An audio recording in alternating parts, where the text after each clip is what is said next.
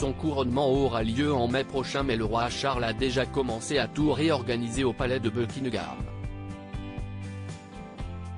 Désireux de moderniser la monarchie anglaise et de révolutionner la manière de gouverner le pays, le fils d'Élisabeth II et du prince Philippe aurait déjà fait des demandes très particulières au personnel du palais, comme le dévoile Mail Online. Ainsi, Charles III aurait notamment eu la bonté de dire aux serviteurs de ne plus disparaître à reculons en leur présence.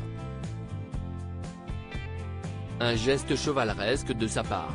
Réputé très strict et un brin tatillon, le roi a également des exigences très étranges, notamment sur la manière de tenir sa chambre et de manière plus générale, ses appartements privés. Il réclame notamment que son pyjama soit repassé tous les matins, mais exige aussi que ses lacets soient eux aussi repassés à plat.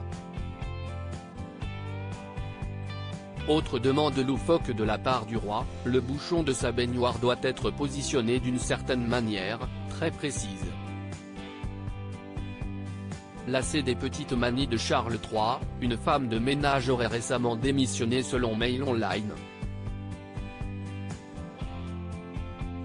Camilla passe un savon à Buckingham Palace. De son côté, la reine consort Camilla Parker Bowles n'est pas en reste en ce qui concerne les innovations au sein du palais. Visiblement maniaque et accro à la propreté, elle aurait ainsi fait une fixette sur les savons de Buckingham qu'elle estime pas assez chaleureux pour leurs convives.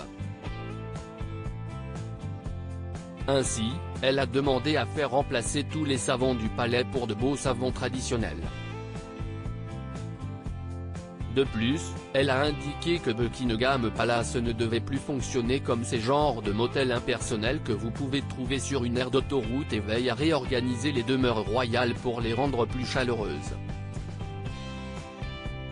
Autre petite manie étrange de Charles III révélée par le prince Harry, faire le poirier en caleçon dans sa chambre afin de soulager ses vilains maux de dos.